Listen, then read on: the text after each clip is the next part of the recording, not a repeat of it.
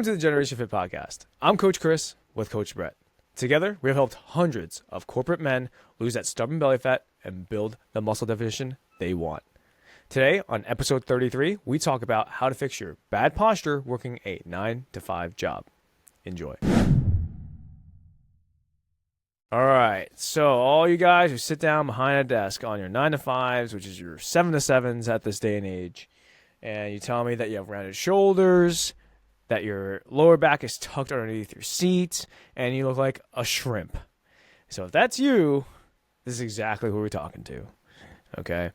And I would say right off the get-go, a few things that we can definitely go over are going to be how you sit, so just basics of ergonomics. 2 would be how to train your body to be able to reverse out of it as best as you can, and also just some general tips overall. So in terms of the ergonomics of it, so what do you normally see that's terrible about the people sitting down and creating these bad posture habits? I mean, like, the number one cause is definitely that in year of our Lord 2025, we're always just like, everyone's hunched over the computer. Everyone has to, like, they're at the desk constantly. The keyboard's a little too far away. Their chair isn't, like, really optimal for their height or their leverages because everyone's a little bit different, and chairs are made for the average human being traditionally. And no one's really average, you know what I mean? Everyone's a little bit off as far as that metric goes. But, you know, you slouch over, your keyboard's a little too far away, you're just going to, like, crunch over like this, your head is pronated forwards, everything's always, like, hyper-exaggerated in this plane. And typically that just means to me that, like, you're really overactivating your front delts and your neck musculature. You don't really have enough, like, you know, muscle backing up on the other end of the spectrum to pull you back into the full upright posture. Really, it's very simple. Like, we don't get enough rear delt movement in our day-to-day lives unless you're specifically, like, looking for it and, you know, doing a lot of pulling motions in your own time. We don't really have rear delt activation as, like, we just generally exist, in my opinion. Like, how often do you really, like, do, like, a rear delt fly in any meaningful way? It's like, it's so uncomfortable, it's so weak compared to other musculature. Like, when will this ever come up? Not really, unless you're, like, just really good at awkwardly opening doors. It's like, imagine, every time you go, like, a pull door, you're just like, ah, just, like, pull it off to the side this way somehow. Like, that's interesting, but ultimately, it's just not really going to happen. Or just throw spinning back fists at people? Hell yeah. I mean, like, you don't? That's very true. So a big thing that Brett is talking about is we are in this position where the shoulders are rounded forward, the tailbone is tucked underneath, and we're disengaging the core, so it allows the posture of what I just mentioned earlier, like a shrimp, a banana.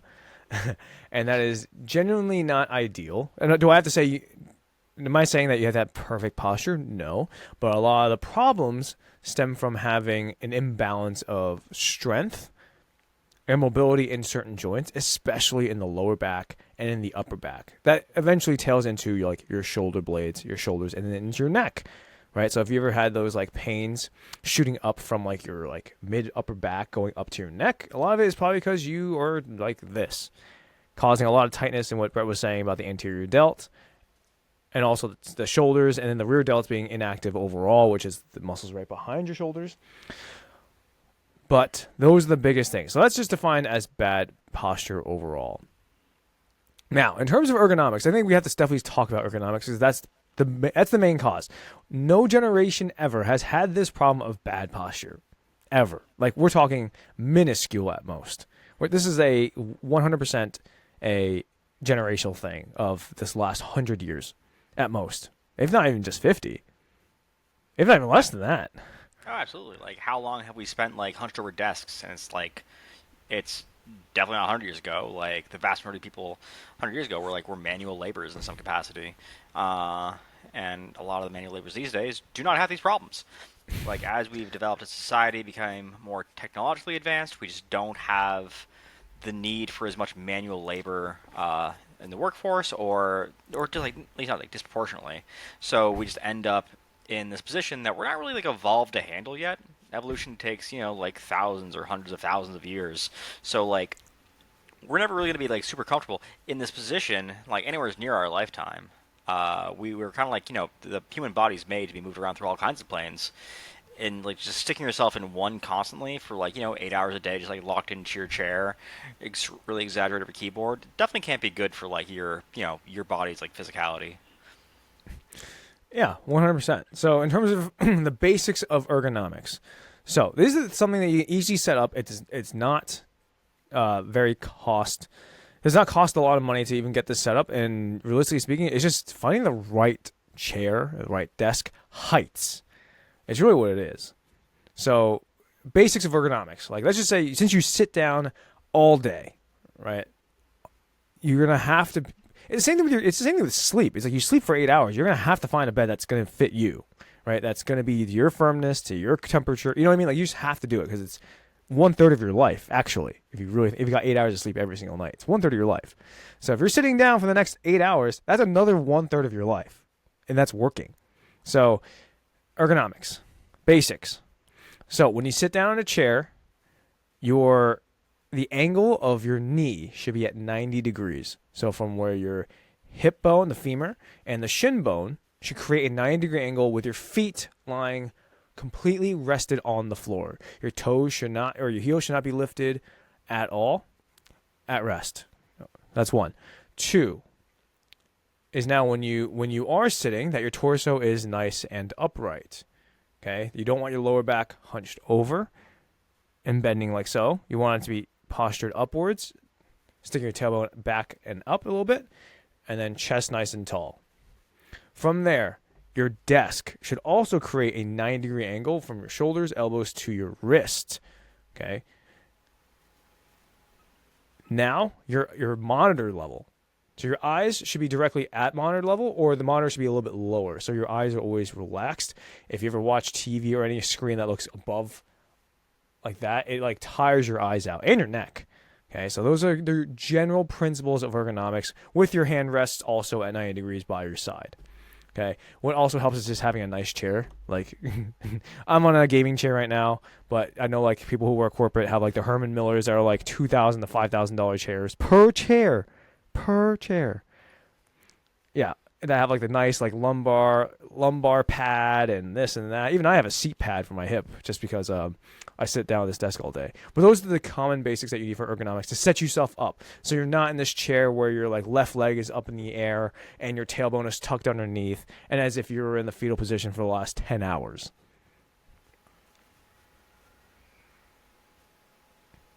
Yeah. Yeah, 100%. Just like the average chair is just like not gonna do it. You know what I mean? Like, no, like you can go to 1,000 different offices, and the chance of you walking into those offices and sitting down in like the random chairs they have and have it like fit you perfectly, to hit all these metrics to make your like your posture just like rock solid for your time in it, is like so infinitely small. Like I don't think it could ever realistically happen to somebody.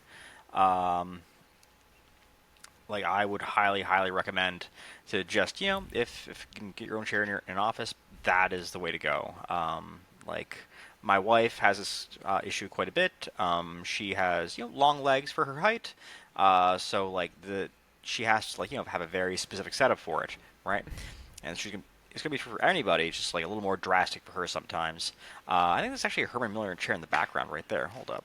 I believe that is a Herman Miller chair They're right rich. there, which is about $1,000, I think it was. Got it on sale. It was super nice. So that was, but that's what she needed, like, right? Like, if you don't have the nice chair that's gonna really support you, then like you're just gonna end up with like all these issues down the line because you just don't end up being very comfortable. You're forced into all these awkward positions, putting a lot of stress on musculature. That doesn't really seem that bad when it first starts off. As it develops, like once you're in there for like 8 hours a day, 5, 6 days a week, it starts to become more and more of an issue. And slowly those movement problems are gonna crop up. So if you don't do something to counteract those, like from the get go, they're gonna settle in before you really take note of them.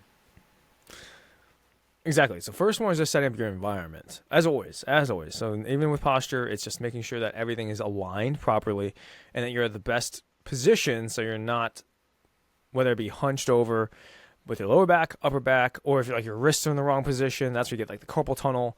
And if your neck is looking up at all times, and hence why you're getting like tension headaches in the middle of the workday, it's because your monitor is too high. So those are your best things. And then like little details would be like maybe having like a wrist guard for the keypad, or even a mouse and a mouse pad for your wrist, or they get the sideways, or get the ones that are sideways, so you're able to click like so it's more natural to your body. Right? Those are just setup variations. But now we can get into the fun and fancy stuff. The how to actually correct. Well, one, correct it through movement patterns, and two, how to strengthen it and why to strengthen it. So I think I'll start off in the bottom half, because I think people are always so focused on like just the upper half, like of like, oh yeah, like obviously you have bad posture and you have man tits, so like makes it even worse. So it makes it look like you have even saggier tits, and it's like this for those who are watching on YouTube. And what I would say is for the lower half, because we sit down all day, the muscles on the front end of your legs are shortening, right? Because you're in a shortened position from the hip flexors and the quads. So what happens? We start to favor those muscles. And what happens to the muscles behind our body, the hamstrings, the glutes, adductors, groin muscles, is that they lengthen. So we do not strengthen those muscles. And then, yeah, some people are going to argue both sides. They're like, oh, it doesn't really freaking matter that much. I'm like, well, hold on. Even I've noticed myself shifting my body weight a little bit forward in the last year from sitting down way too much. So if I'm only doing it for a year, imagine you guys doing it for 10, 15, 20 years. Okay. So one of the biggest things I automatically have people do is the McBeal Big Three, just to re-engage the core, because their core is absolute shit. Yes, be offended. So McGill Big Three is a crunch variation with your hands underneath your lower back, exhaling as you come up without letting your legs or anything else come up off the floor. It's very hard to do. It's actually very way harder than you think. And then come back down nice and slow, trying to unravel one by one. 2 is a side plank. If you can't do a normal one, go on your knees and do a side plank and hold for 30 seconds, both sides. And then a bird dog, where you're on all fours, extending opposite limbs, reaching as far as you can without rotating your lower back. Okay, just re-engaging the core is in and of itself going to be one of the biggest things, leading up to the glute bridge. Most people just don't feel their cheeks. Like, I don't know, they just don't, because they call it the silent glute syndrome. Ghost butt is the slang term. Okay. But basically, or is it sleepy glute? I don't know. I like silent. I don't know. I can make up a bunch of words, but the whole point is that people don't feel their glutes. It's because they don't work, quote unquote. But realistically speaking, it's just not engaged. So what I tell people is we need to really start getting them going. Easiest way: lay on your back, knees bent, feet on the floor, toes pointed out. Just drive your hips to the sky, right? And you're like, oh, Chris, that sounds easy. It's like, nope. But make sure right before you go up, put your lower back to the floor, and then drive from there, squeezing your cheeks, driving through your heels. Most people will not be able to feel their cheeks. So do like 30 reps, put like a band around your knees if you have to, and make sure that you start really squeezing those cheeks. Because a lot of it is just resetting. The glutes help you stabilize the core. So if your glutes are not working and they're very weak, then you definitely know you definitely need to work on these. So those are the big ones. I'm going to start with the bottom half, which is the core and the glutes, automatically. And then Brett can talk about the upper half. Yeah, so as far as the upper half goes, like really what we're looking at is completely running the shoulders forward, and all these in everyday life is you end up extremely exaggerated here. Your rear delts are being stretched out in this like capacity, but they're not really being worked in any meaningful fashion. They don't really have any strength to them. In doing so, like I think rear delt work is the number one thing that I tend to look at when I'm talking about like fixing the upper back part of the portion of the posture. Generally speaking, in any kind of like rear delt movement, you're going to also get a fair amount of just general upper back activation. So it's a good like kind of catch-all to focus on those.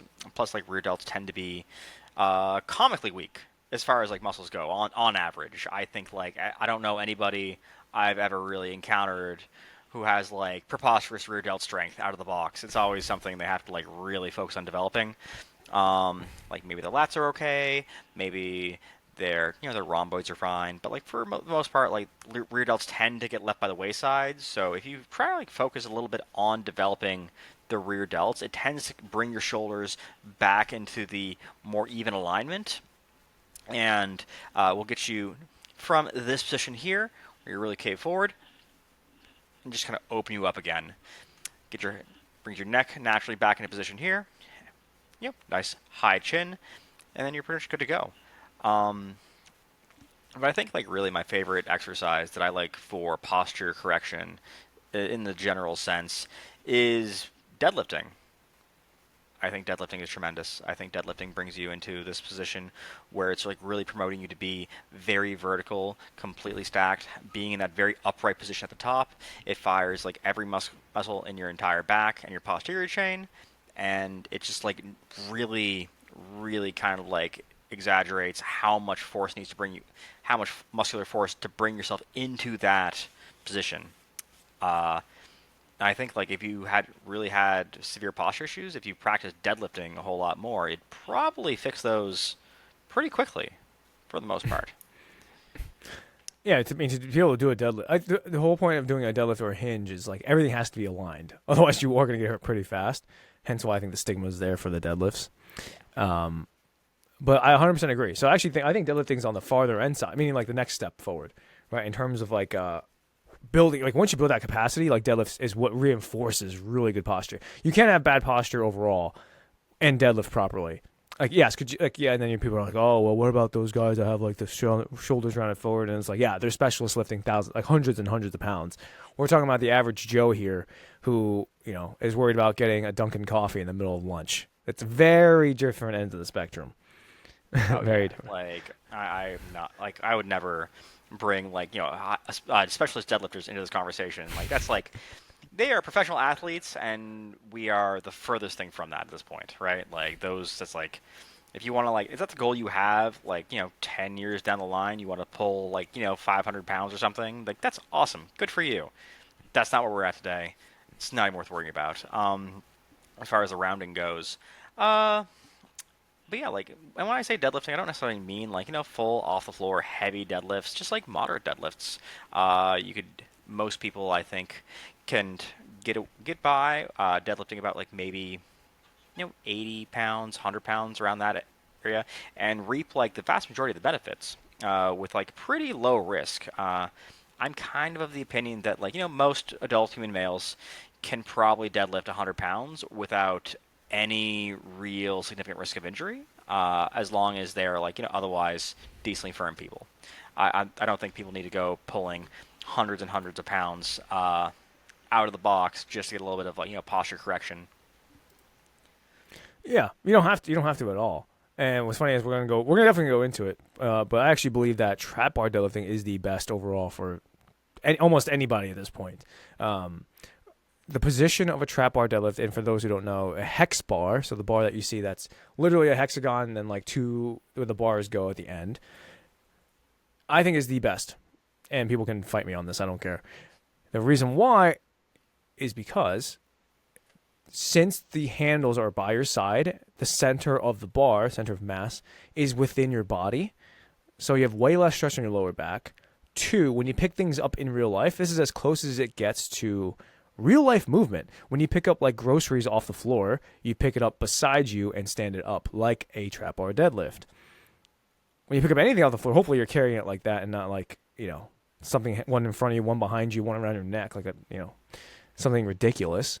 But it's the most translatable to real life overall. And trust me, if you're stacked doing it correctly, pulling your shoulders back while you do so, you telling me adding, what will be like 100, 135, 185, 225 pounds with good with good technique even with your upper back, you're not going to help fix your posture. It's like, yeah, okay. It's definitely going to help a lot, an absolute lot. So 100% deadlift. So I think the deadlifts solidify the posture, the strength of the movements. In terms of fixing it, in terms of like moving things around and being able to like start feeling the muscles behind you, because a lot of it is right. The rear delt is one of them where like nobody's super strong with. It is one of my weakest muscles, and I'm focusing on it now. Other musculature are like the fancy sciencey words, the rhomboids, the mid traps, but basically the muscles right between your shoulder blades are most likely also very weak.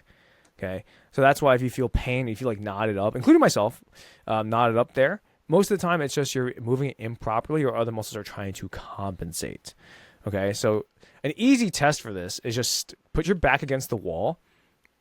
Whether you're seated or standing. If you're standing, do like 6 inches away from the wall with your feet, and see if you're able to put your arms up into a 90 degrees like this, and see if you can have all points of contact from your wrist, elbow, shoulders, back of your head, mid back, butt, lower back, all touching the wall. I guarantee you, 99% of you who just listened to this are going to try this, and I guarantee you can't. Guaranteed that you can't hold that position. And it's because if your neck is forward, your shoulders are rounded forward, so a lot of this is not even touching the wall at all. And this is before even we move the arms. This is just like, hey, can you just get into this position? And that is generally one of the best posture tests we can do as coaches to understand where the hell you are, because, my God, it is pretty brutal. I think I've done this test in person hundreds of times. I think all the white collar guys have had, it's like maybe like 1% passed. Just a basic posture and 90-90 test.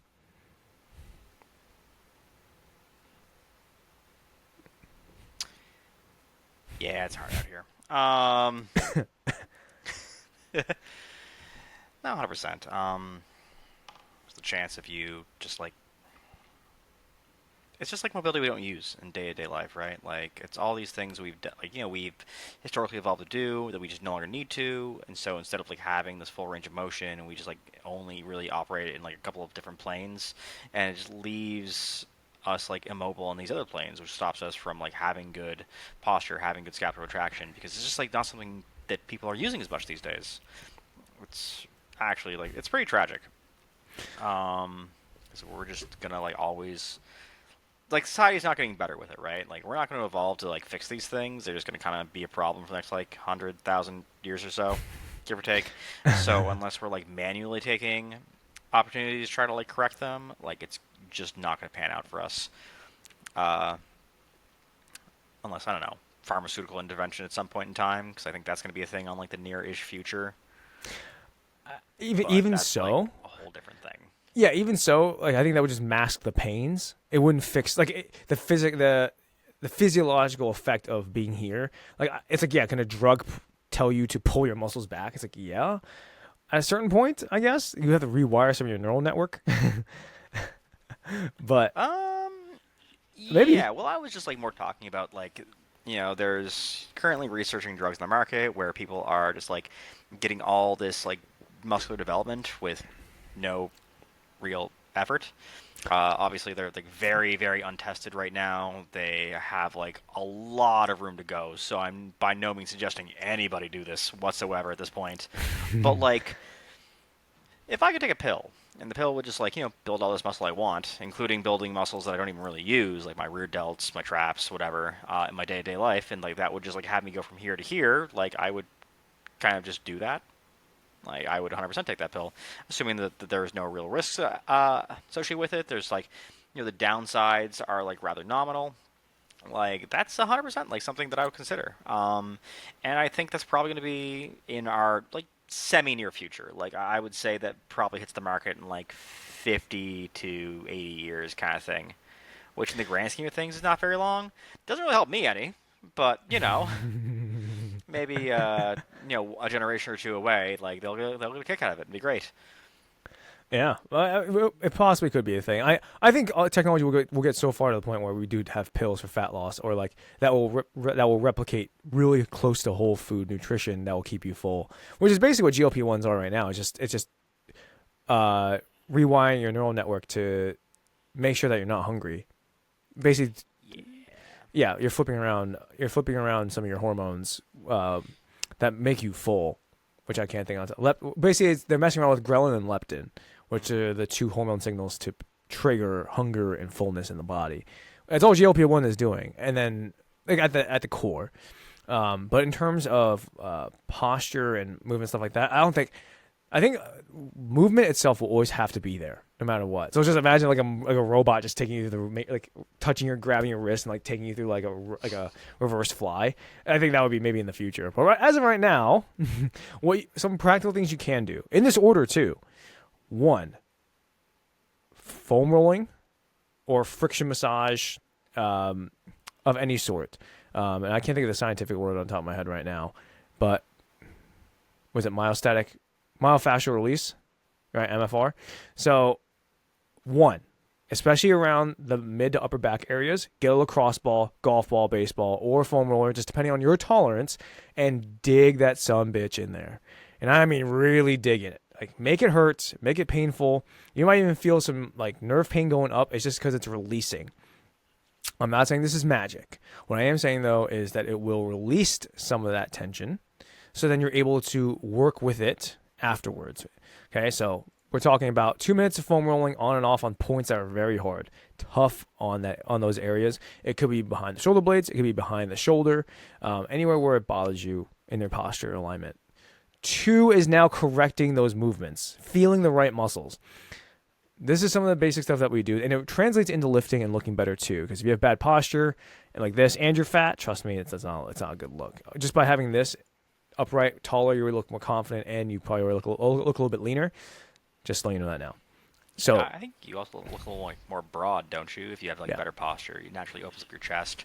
A huge thing for just like looking your best is going to be, just, as far as like bodybuilding goes in any like meaningful context, for like practical day-to-day usage of like just looking and feeling attractive.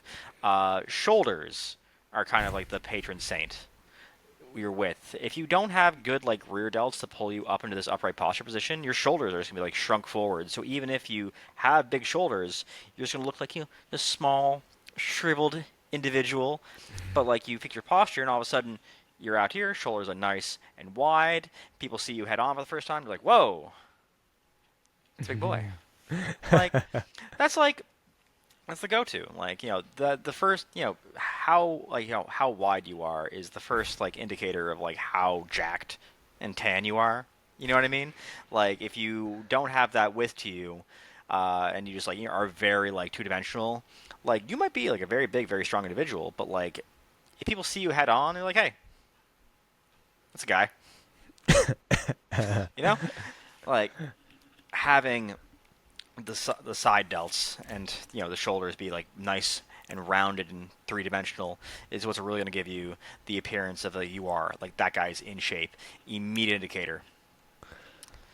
Mm-hmm. At least for me, it's like my go-to. Yeah, 100%. So yeah, having good shoulders, and also being I think one of the biggest things here is like people just don't even know how to use them. They just use everything, all the other muscles around it, like the upper traps, the neck, to do whatever it is they need to do. So one thing right away, lay on the floor, arms out to the side, straight out.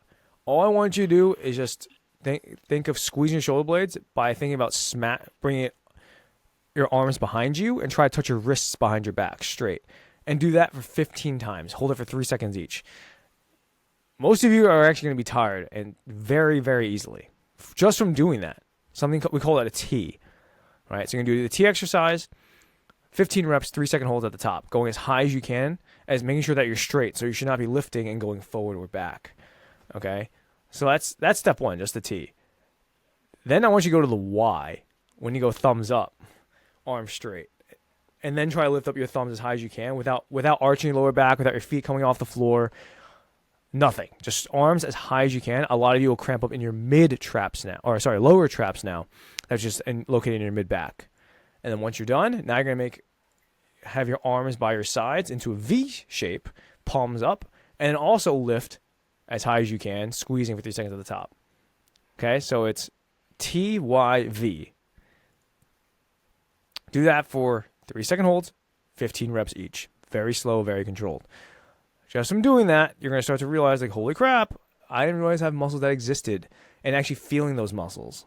Okay, so these are your corrective movements. Now, there's a bunch of different ways and a bunch of different tests, but most of the time, most people actually don't even know how to do any sort of rotation.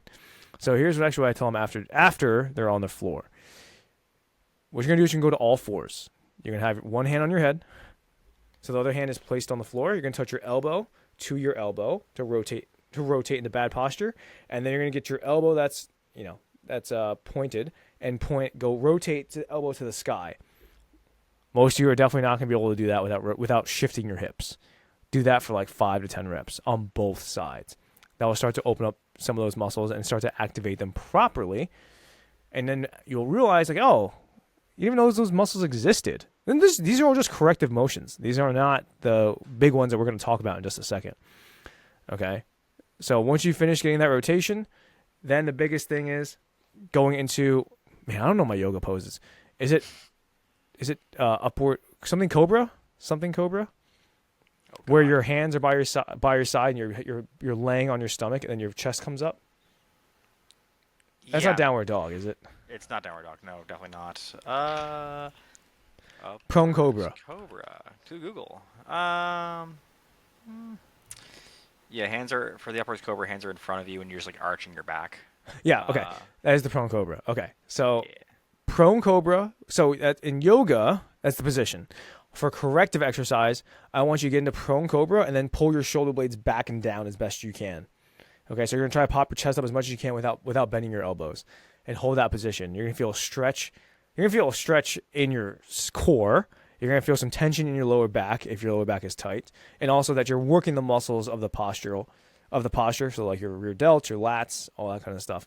Do those 3 every single day, and you'll already be in a better place. And then top it off. Cherry on top. Ready for this? Back to that shoulder 90-90 test. Just drive everything into the wall. So hands, neck. So hands, back of your head, wrists, elbows, shoulders.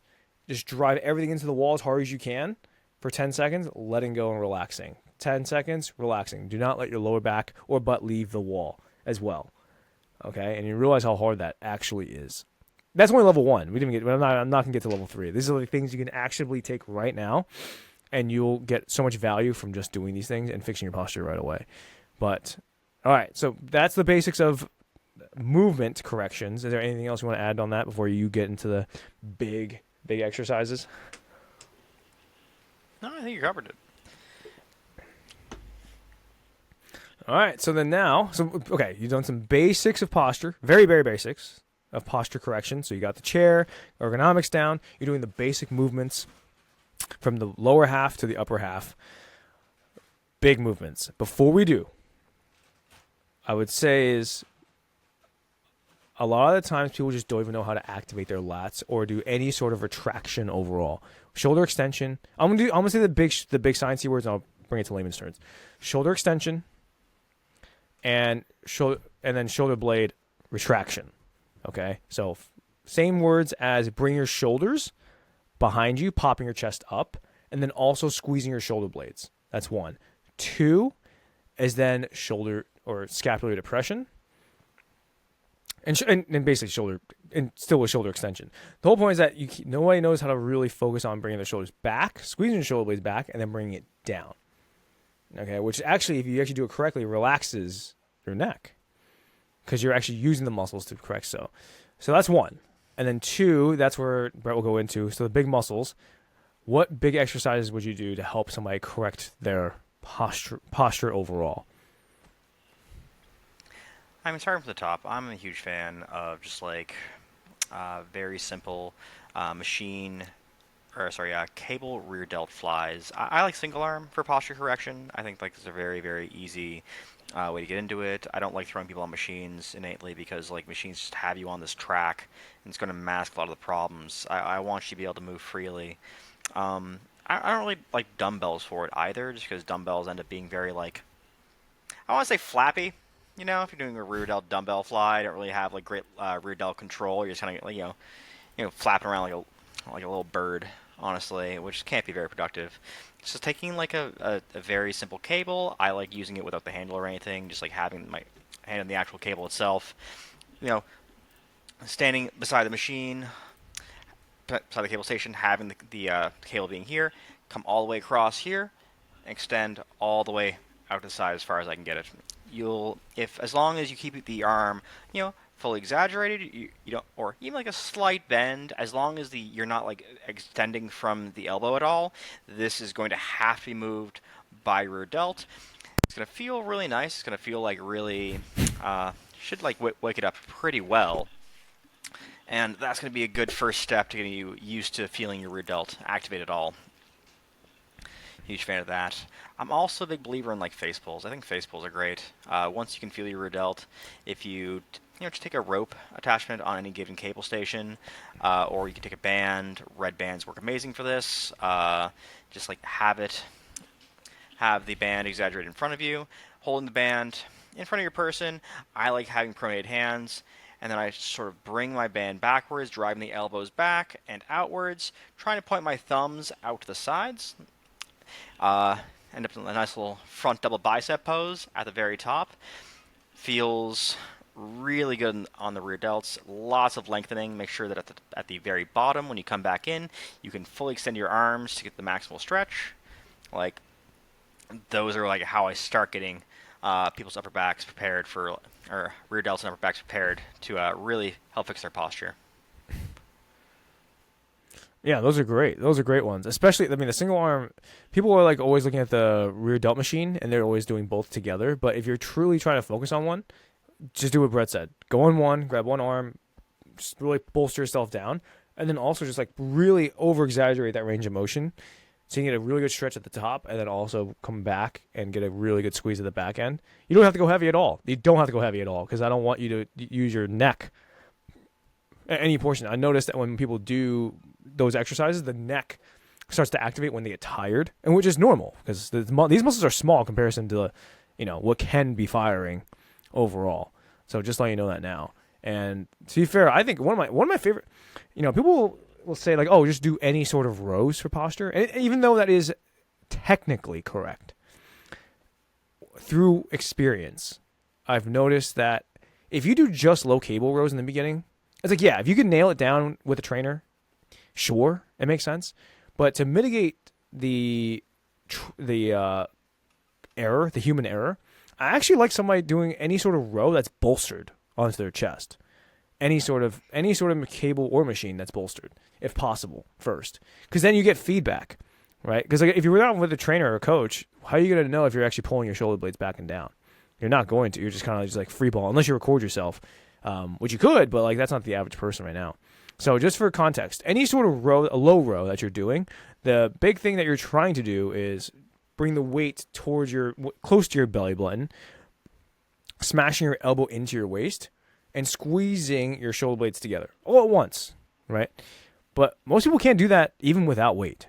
So if you're bolstered onto something, so for example, you can find a machine row or like a cable row, and just find something that you bolster yourself against, that you can actually have your chest against it, and as you pull, you can start to feel your chest cavity start to open up, right? And you don't have to also worry about where you are in space, like too far back, too far forward, and you can pull while thinking about squeezing your elbows behind your back, popping your chest up. So any sort of assisted row, honestly, is one of my go-to options to learn the big movements and activating, especially the lats, especially like the lower part of the lats, just to really open up everything overall.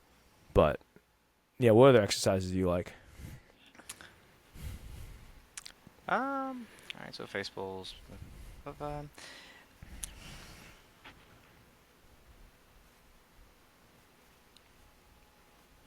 I mean, typically, lat pull downs I think are also pretty good for posture. I think they're underrated.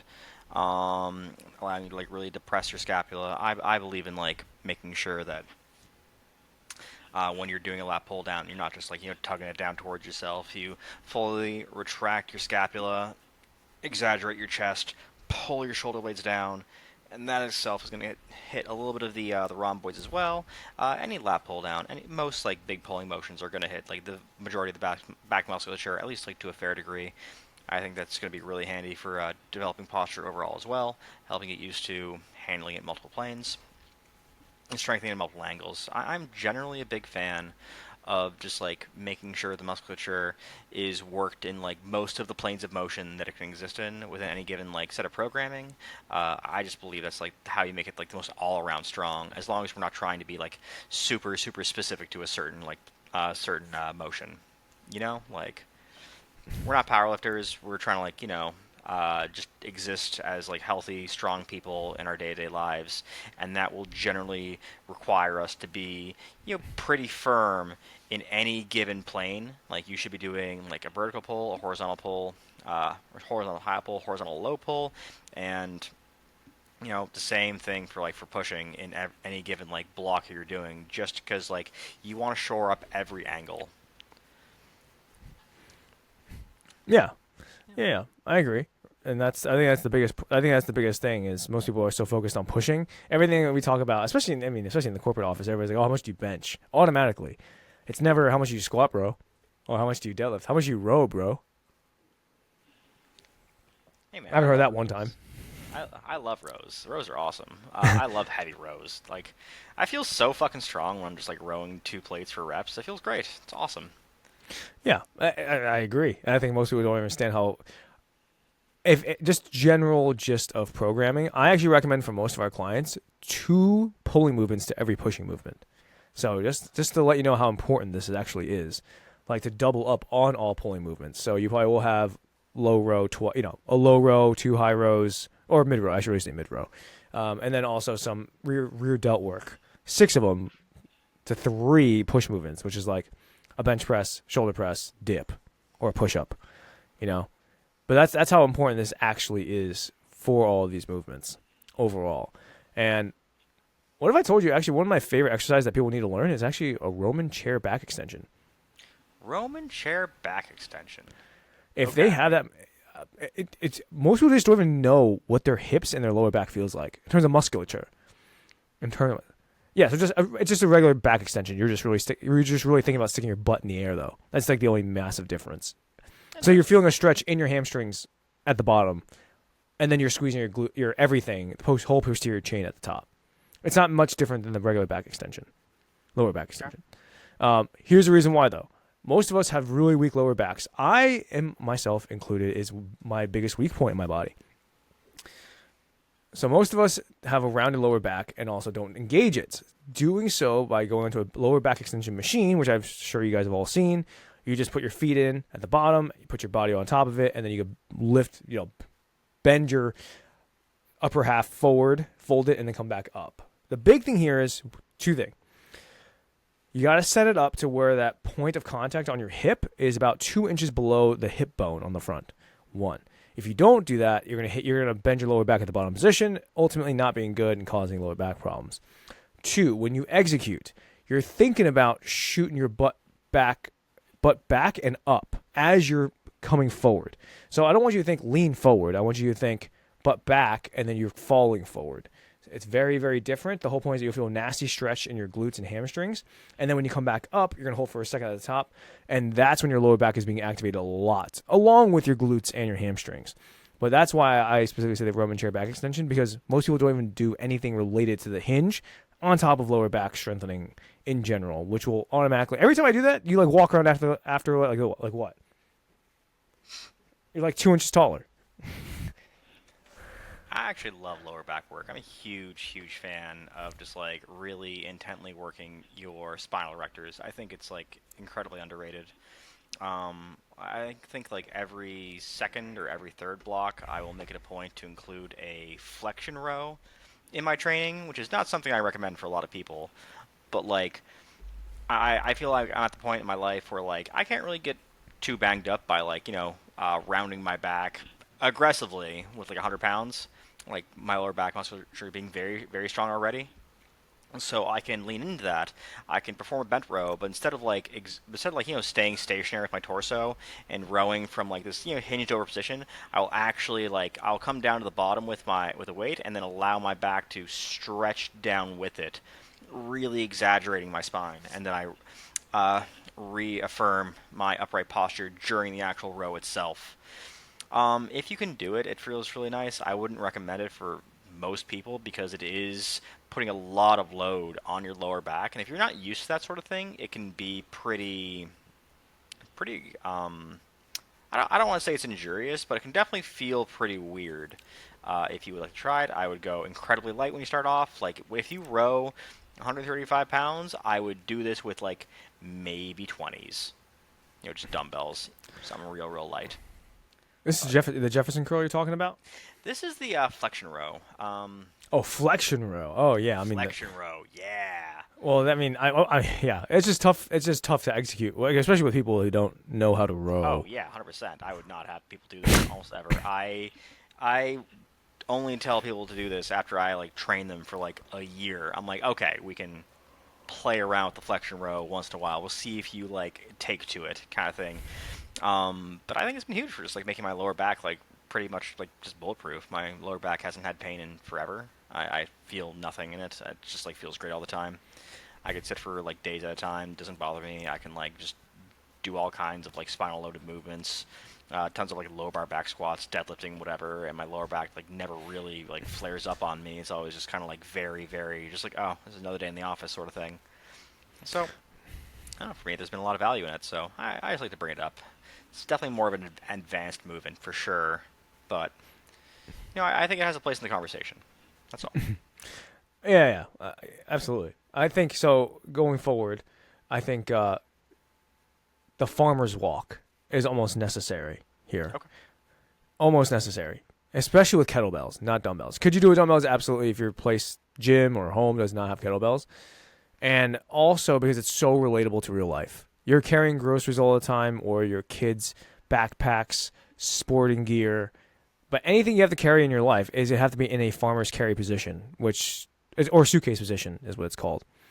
So, being able to load pretty heavy weight in your hands. We're talking above 50, at least 50 pounds minimum, but like getting up to like the 100-pound weights in your hands while being able to pull your shoulder blades back the entire time is huge. You're going to be overloading everything with the spine, the core, your grip, and also your postural muscles all at one time. It is very tough to do. People are like, oh, well, I can just carry like 40 pounds each hand. It's like, okay, sure. I can do that too in this position, but can you keep your chest up, shoulders back, and walk it? Walk every single step in almost like a marching position. It's like, I doubt it. Most people I've worked with couldn't do so. So once you have stretched out what you need to, right, mobility drills, and then you get into the strengthening exercises, rowing horizontally, pulling like lat pull downs vertically properly, and also carrying something will automatically have you in the really good postural positions. Do this for months on end, and I guarantee you your posture will be a lot better than when it first started. Because also, when you carry, your lower back, the whole body's being worked. You're just gonna fall over if your body wasn't gonna stabilize it. So when you go heavy enough, your body's fighting in every single detail to keep it up. Hence, strengthening all the muscles from your upper, basically your neck and trap muscles start growing. Then your shoulders, mid traps also build because you're squeezing your shoulder blade so much. Your lats have to grow because they're stabilizing it and enduring most of the pressure, and your lower back because you have to stay upright. Adding another 100 and 200 pounds total in your arms.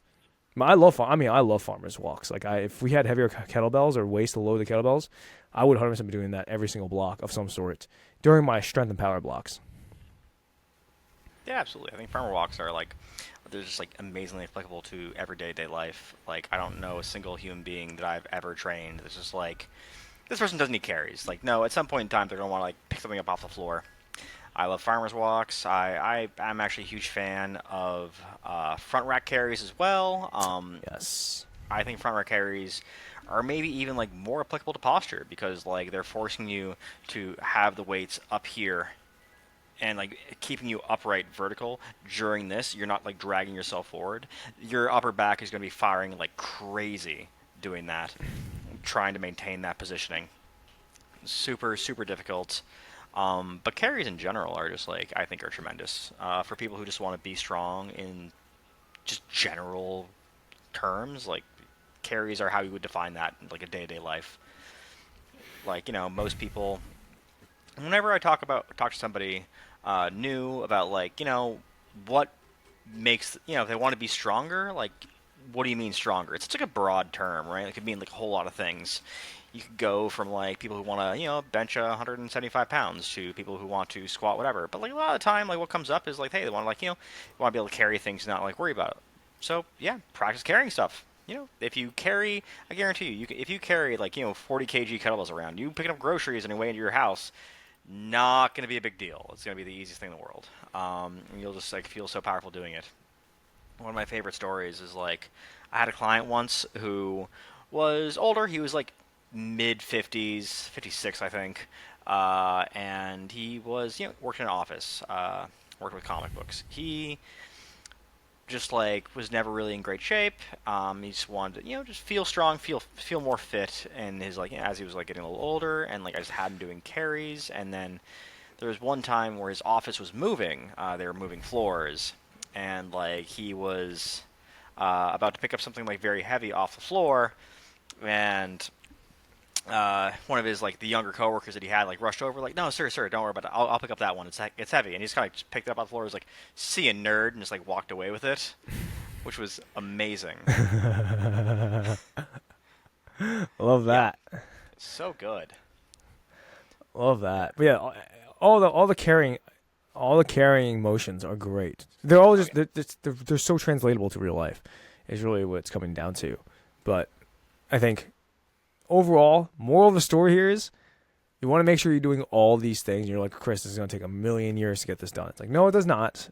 Just to recap this in a very simple sense, you first have to fix just your environment, right?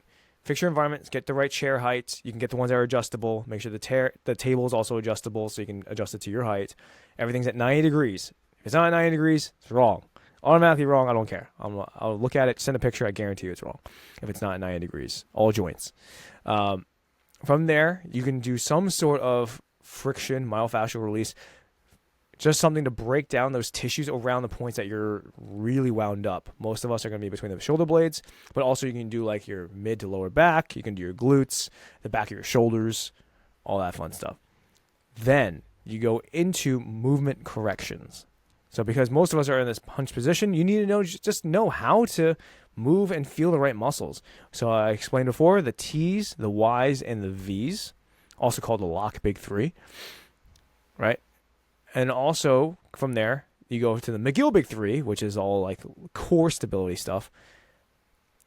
Then from there, you can go into the musculature and the exercises that we've talked about just not too long ago, which will be like your heavy low rows, your vertical pulling, the face pulls, rear delt flies, deadlifts, and farmer's walks, right? And then making sure that you're doing a 2-to-1 ratio of pulling to pushing movements, okay? And you're like, Chris, how frequently can I do this? Well, except for your heavy pulling movements, you can be doing the rest every single day, preferably 3 times a day.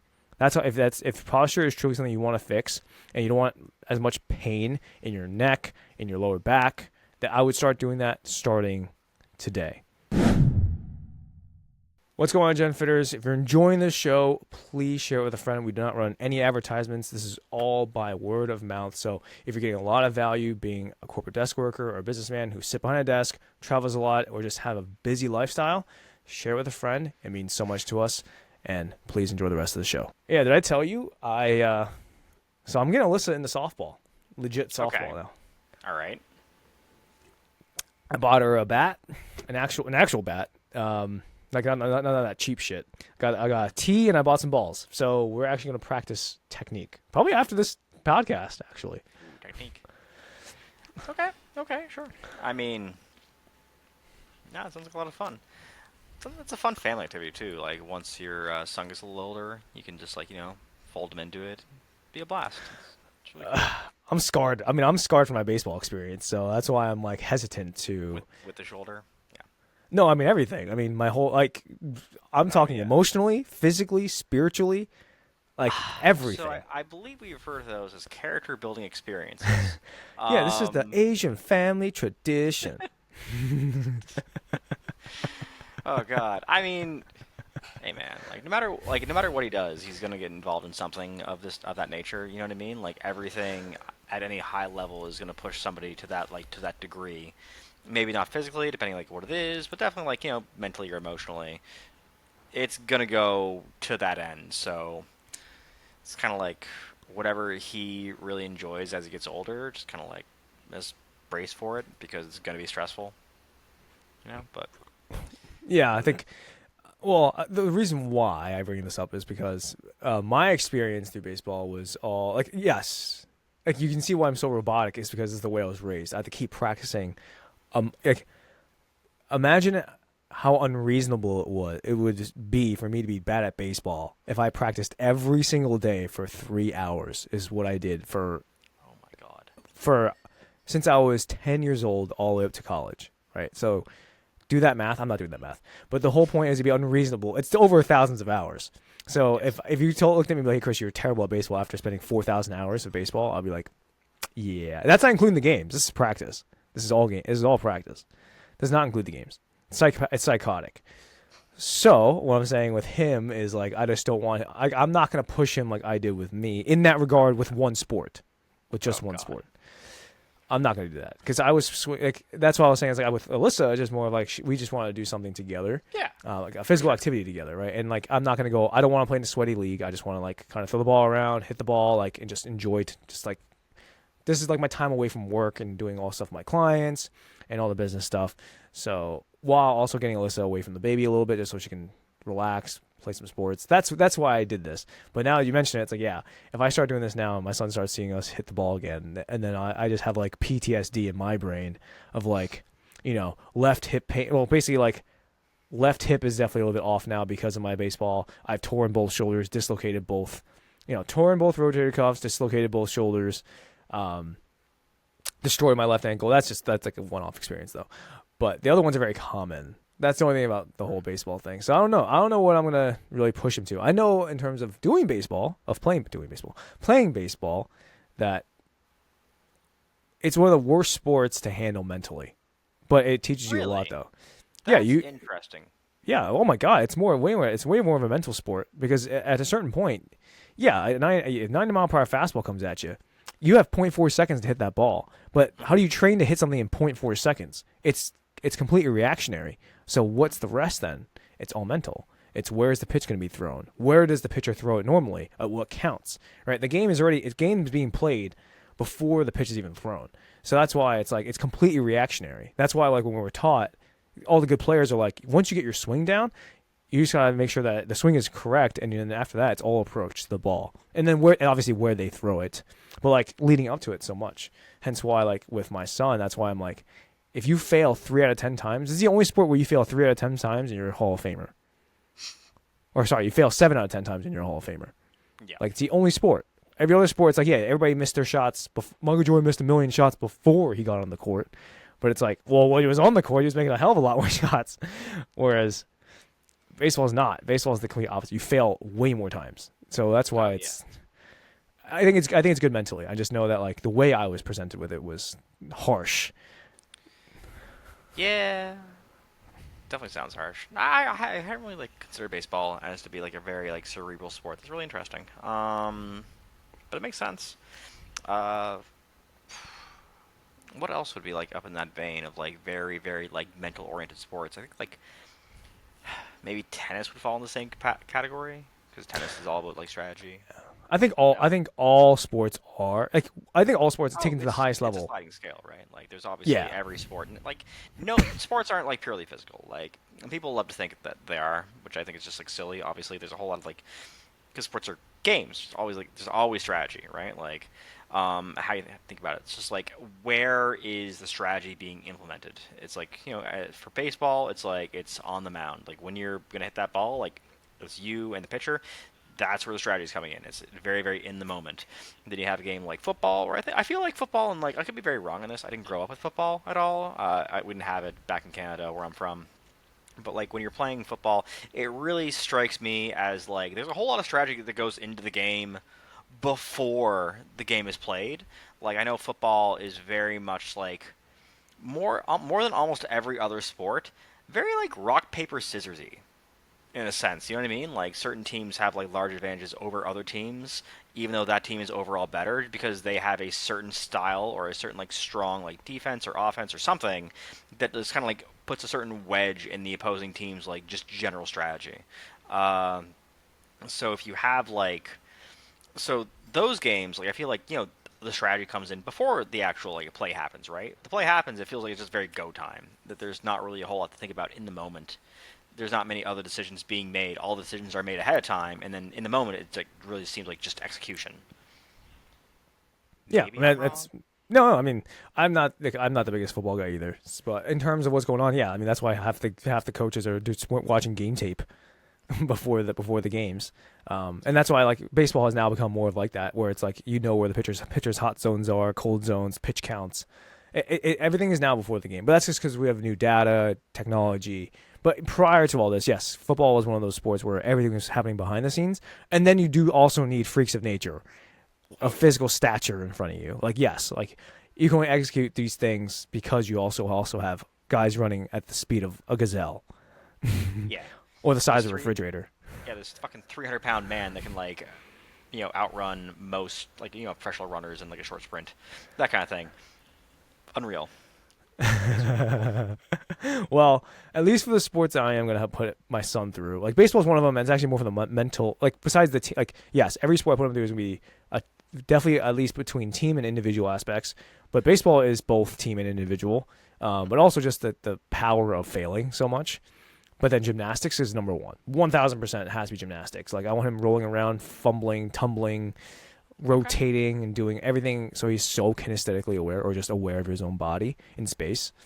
And also track. I want him running as soon as possible, like learning how to count, like learn. I mean, this is like probably like crazy science, but like yes, learning how to get the same amount of engagement per step, landing properly, breathing properly, hand movements, like everything. I want him to be so spot on with that it translates basically everything that translates into any other sport. So if he just enjoys, I'm not gonna let him play lacrosse. That's just no, no. But any other sport, right? I'm able to be like, hey, like running will translate to everything. Gymnastics, knowing where your body in space is, everything. Baseball, well, baseball is more the mental aspect. Like, if you fail 7 out of 10 times, you're still a great player. Mhm. Um, After that, it's up to him. That's what like kind of like my mindset is with sports, at Okay. least. No interest in enrolling him in any like kind of combat sports. Taekwondo is up there. Taekwondo or jiu-jitsu at a young age, like probably like 4 or 5 years old. I am like not a taekwondo guy. I don't like taekwondo. I was in it when I was younger a little bit, and always seemed like a whole lot of flourish, not a lot of like practical application. It's Maybe. not very practical. It's just keeping your distance away from people. I think it's more Yeah. of the Okay, art. that makes sense. Okay, for sure. It's definitely of all the martial arts that I've like really like observed. It's like it's very artsy. That's a good way to like say it. It's definitely like puts the art in martial art. Um, like I've like a guy who's professional taekwondo could fucking whoop my ass easily. I'm not a fighter and get my fucking like shit pushed in. Like not even close. But like every time I see like a taekwondo master go against like somebody from a different discipline of like similar level, usually the taekwondo person has like a pretty bad time. They just don't have the same ability to like disengage when somebody just can like get on top of them and grapple them, sort of thing. Yeah, it was meant for self defense. It was meant for just keeping people away. That's what it Right. was. It's not meant to knock somebody out. It was never meant to teach you like the principles of that. It was purely, from my understanding, was for self defense. Like kicking is not the greatest tool if you just don't know use it as a weapon. The average person, like kicking is just meant to kind of keep somebody at bay, right? If your shins Right. aren't ready for it, and you kick somebody in the head, your shins are gonna be bruised or broken. Like Mhm. if you're not used to that damage. So, and that's a big kicking sport. So, or martial art. So that's why I'm saying is like, yeah, if you're talking about comparing the best fighting styles, well, I think UFC does a great job of like showing what is the best fighting styles with rules, obviously with Yeah. rules, because it just shows you like it's probably a good base of some sort of grappling or wrestling as the base, and then choosing also a combat style of whether it be boxing, Muay Thai, Krav Maga, right? Just like something on top of the base of Oh yeah, grappling and wrestling. you need grappling style because like most fights do go to the ground. And as far as UFC goes, and then you need some sort of like striking discipline on top of that because like you can't have zero game on your feet because you'll just get rocked. You'll Some like guys go try. and like what's up? Some guys try. Some guys Oh really yeah, for try. sure. And like I think you can definitely get away with having a worse grapple game than having or a worse like striking game than a worse grapple game. You need to be able to grapple. Like your striking just needs to be pretty good. But if you have like no strike game, then people just kind of keep you at bay. You are in trouble, right? Like it needs to be a combination of both, which is why I like UFC. Just like conceptually, I think it's a very fair system. Really kind of like you do need to be very like well-rounded to have a solid UFC chance for most people, anyways. It's a shame. I used to follow it a lot more. Now now I don't prioritize that my time, but I used to be a big UFC guy. And to be fair, I wish I did more jiu-jitsu growing up because I like do love that aspect. I've always loved doing combat sports. I did taekwondo, and no, I was not the best taekwondo guy. My brother was. He was the nasty one. Really? He was state champion. One of the state champions at his weight class in New Jersey, and then he declined. He declined an offer from Princeton to go there for school. Huh. He went to Rutgers to play volleyball. He just fell in love with volleyball more as a 5'6" Asian guy. Yeah, it's amazing. Good for him. Do what you love. I don't know. That's valid. Like, my wife has a cousin who was offered a scholarship for like football, but he ended up turning that down because he just didn't like the risk injury ratio. You know what I mean? Like it's pretty real out there. Like he was good too. Like he was good. Like very very talented. But he just like didn't think it was the safe option, which is true. But you know, some people like choices. I think I would have went for it personally, but I'm like full of fucking ego. I would have like if I had the chance to be like pro at something, I would have like just dove in for that. Even if I like did end up in a fucking wheelchair somewheres. Chances there. It's fine. Shoot your shot kind of thing. Yeah, it's so interesting. My parents thought I was going to go pro, but I fell out of love with baseball. I definitely didn't have the like. I was good. I was not that good. Yeah. Like it was. I was like basically like Division 1 good, and then that was it. Like I was not going to go past that. I think I just fell out of love with the sport. I think it's really half. I think half of it's that. It's like even if I rehabbed my shoulder, even if I had to do all these things to optimize it, it's like I didn't think I loved it anymore. At a certain point, I was just like. I think it was just following my father's dreams of me being a professional athlete, where I was like, I actually just enjoy lifting. I really just enjoy lifting. I enjoyed training for baseball more than I did baseball. Like, I'm not joking. I enjoyed the drills. I enjoyed the practice. That's why I view lifting as. That's when people ask me, like, whoa, Chris, like, how do you just keep lifting? I'm like, what do you mean, how do I keep lifting? This is like, I enjoy this because I enjoy the process of it. Yeah. I enjoy how it feels. This is the point. Yeah. This is awesome. I did baseball. I did lifting because I wanted to get better for baseball. I wanted to hit home runs. That's the reason why I did it. Besides, obviously, trying to attract women. Still don't, by the way. And then, and then just so happened that like, oh yeah, I tried to hit home runs, but I also just enjoyed freaking lifting heavy weights. Like nothing feels better to me than like squatting 500 pounds and also deadlifting 500, 600 pounds. Like that was you know what I mean? Like it just feels great to me. But also just looking a certain way. Right, and that's what it was. Yes, it does take a toll on my body, but I think the guys listening to this who are just like, "Hey, I just want to be, I just want to look good, feel better, and all that kind of stuff." I think it's just finding what you enjoy in these things. So, as we're talking about sports, it's also more of like, whether you enjoy any sort of rec sport or activity. You could be throwing a frisbee around for all I care, right? Like anything with your partner, with your kids, with your nephews, nieces, whatever. Like jumping on a trampoline for crying out loud. Right, jump roping, like anything. Just do something where you're not sitting down all day. Like, my goodness.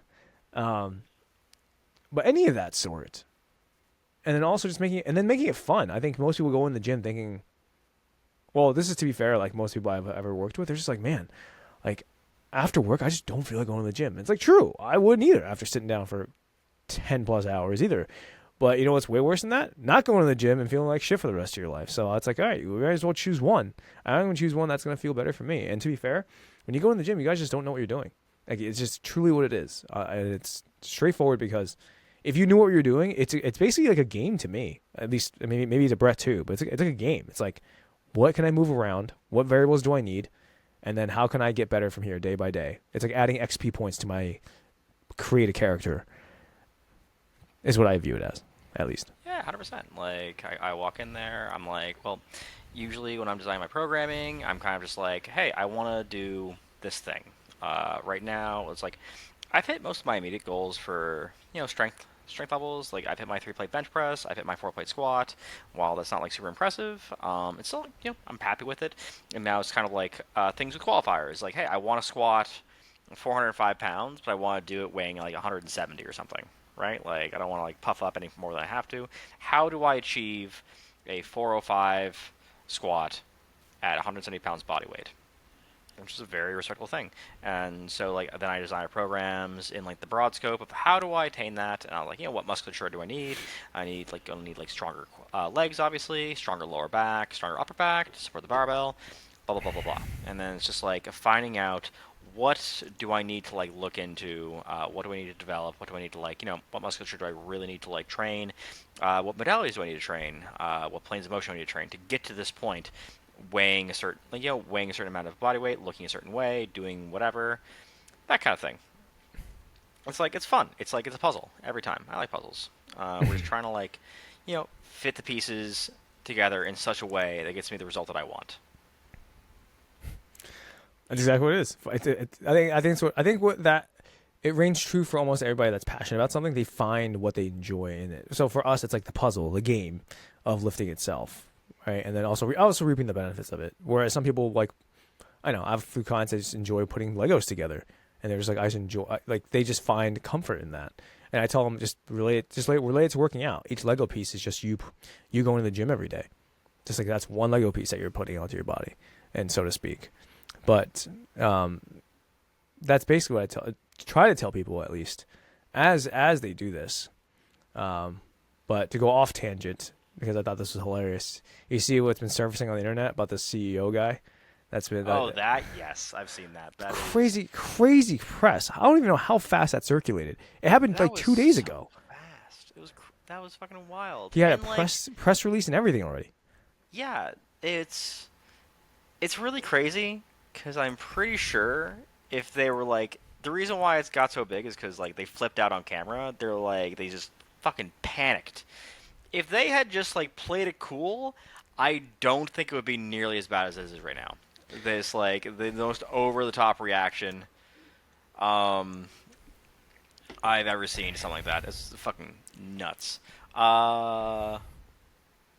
What was like? Did you see what Coldplay actually said about it? It was just, like I didn't see like, Coldplay. I didn't see what Coldplay said. So actually, at the concert when it happened, the lead singer was like, "They're either having an affair, or they're really camera shy."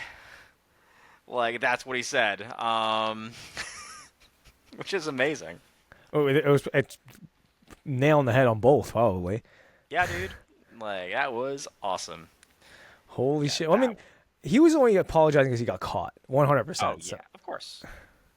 Yeah, in his formal apology letter, he's like, "Oh, I shouldn't have been doing that. I'm sorry." But it's also like this is a moment of privacy, and you guys didn't give me any. And I'm like, "Okay, dude, okay, let's just blame the other guy for you cheating on your wife." Yeah, I mean that's what they do, right? And you just gotta like redirect somehow. That's how you save face, I guess. But it's crazy. Man. What else is wild these days? Well, actually, you did bring up the study. That study of from Menno Henselman, like he reviewed it, which was the basically the 3 groups, which was just took steroids or TRT, whatever one, and then lifted, then just took it, no lifting, natural lifting. And it was like the people who didn't lift and still took steroids still got crazy results. And obviously, it was a short-term study. It's not like it's not the end of the world, right? It's just, but the fact that it has that much power shows you how fake Instagram and all these people actually are, and what results you're not actually going to get, right? And how genetics play into it, and how much manipulation of hormones. Whereas, like when we show you, like the whole point is that we don't have look. Like, yeah, sure. If like on these pictures, like, yeah, both of us can have our shirts off. We have 6-packs, whatever, and good lighting, all that kind of stuff. But in regular clothes, when you see us, it's like, okay, he's in shape. Like, you just see both of us, like, we're in shape. But the thing is that we're confident with it. We're cool with it. But when you look at Instagram continuously, it's like a complete different perception of the world. It's a way different perception. Like, that study kind of just really solidified my thoughts on it and being like, you really don't know who's on steroids. You really don't. Oh, yeah. It's like... It's really hard to draw like a hard fucking line sometimes. And like, I don't know, there's also the whole, like, always thought in the back of my head, like, maybe some people are naturally, I think, are on steroids because like we are now blessed with the ability to like look at the 0.0001% genetic anomalies that just like crop up across the world, and like how freakish they can get without any real like outside input. You know what I mean? There's certain people who are just like naturally bigger and stronger in such like an absurd way compared to the average that like sometimes even though like everything like makes sense as they're on something, it's like, but maybe they're not. Maybe they're just that guy. Like, I still think genetics reigns supreme. Then you really oh yeah, don't know. Then by looking at somebody face value, you don't know if they're on steroids, right? Dillard is our friend and yeah, literally is one of those walking examples. But I think it's more of the value people provide more so than the way they look. Like, yes, I know the most jacked guy in the gym can provide some value in the sense of like this worked for him, and yes, you could listen to like, hey, maybe do this a few times. But in terms of people who are actually going to help more people, it's people who've either been time tested it, watch other people time test it, and also go through the studies, but know that principles first. So it's not this new fancy, bench press with your feet up, bicycling, and then also one arm touching your nose. No, no, no. It's principles first. Talk about experience and what works for most people, and then also individualization outside of that. You know what I mean? Like after that, you're really looking at genetics, some work ethic, and then also if you're playing a guessing game if people are on steroids. It's true. It's 100% true because you can look at guys who work out for 10, 15 years. Let's say even 5 smart years of training. mhm, Did every variable almost correct, 80% at least, right? yeah. Still not even remotely close to anything close to like Terry Crews, John Cena. Not even close.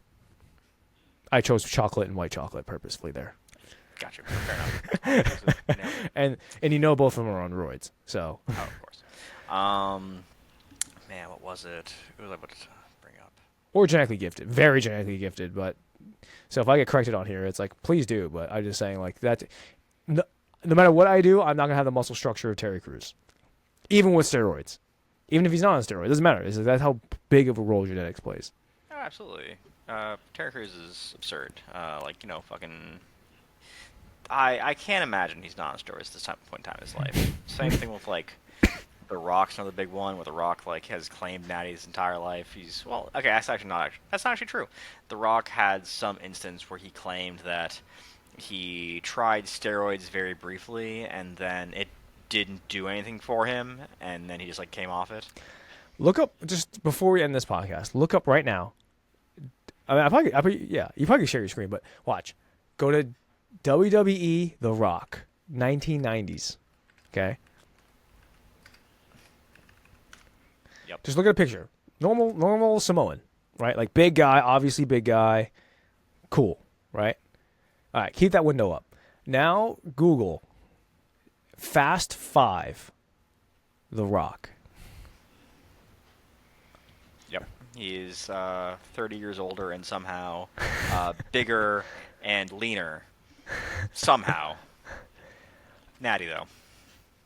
I'm just saying it's not adding up. It's not adding up. The Rock, we love you, but I don't even know if he is claiming natty at this point. I'm just saying like I think it's more for the other people being like, hey, I want to look like that person. Like when Hemsworth comes out with like his new program, it's like they're trying to envision this body, right? Where it's like, look, you probably don't have the genetics for it. I'm telling you this now, but you should probably follow something with principles so then you actually get the results that you want. And no, I don't want. I'm not having you idealize Thor himself. All I'm just saying is like what's actually achievable could be like Daniel Craig, Brad Pitt, Christian Bale, and all those guys in those movies. Yeah, dude. Brad Pitt in Fight Club.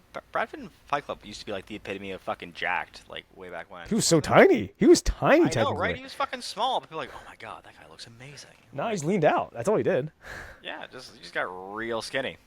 Um, he had some mass, but for the most part, he was just like super shredded, which is very valid. Like if you want to look your best, like if you want to look your best for a short period of time, getting super leaned out is kind of the way to go. right? Like it's going to have the biggest immediate impact on how you look.